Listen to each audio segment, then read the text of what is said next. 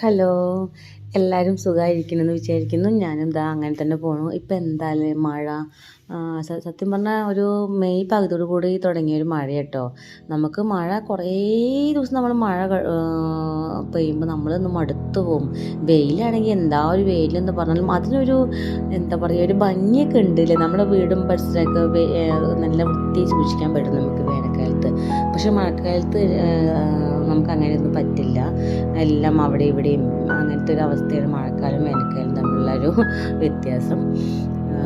പിന്നെ ഇപ്പം എന്താ എനിക്ക് നിങ്ങളോട് പറയാനുള്ളത് വെച്ചാൽ, ഇതൊരു ഇഡ്ഡലിക്കഥയാണ് കേട്ടോ. അതായത് ഇഡ്ഡലിക്കഥ എന്ന് വെച്ചാൽ, പണ്ട് ഞാൻ കല്യാണം കഴിഞ്ഞിട്ട് വന്നപ്പോൾ തറവാട്ടിൽ അമ്മയാണ് ഈ മാവ് അരക്കലും കാര്യങ്ങളൊക്കെ ചെയ്യണത്.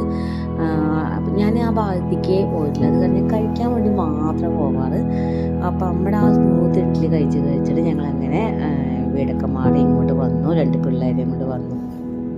അപ്പോഴാണ് ഈ സംഭവങ്ങളൊക്കെ നമ്മളും ചെയ്യണം എന്നുള്ള ആ ഒരു ടാസ്ക് നമുക്ക് കിട്ടിയത്. അങ്ങനെ കുറേ നാൾ ഇഡ്ഡലിയൊക്കെ ഉണ്ടാക്കി. ഇഡ്ഡലി ഞാൻ ഉണ്ടാക്കി ഇഡ്ഡലി കൊണ്ട് ഒരാളെ എറിഞ്ഞു കഴിഞ്ഞാൽ അയാൾ തട്ടിപ്പോവും. അതാണ് എൻ്റെ ഇഡ്ഡലിയുടെ അവസ്ഥ. അത്രയും ഹാർഡായ ഇഡ്ഡലിയായിരുന്നു ഞാൻ ആദ്യം ഉണ്ടാക്കിയത്. സെയിം തന്നെയായിരുന്നു ചപ്പാത്തിയും.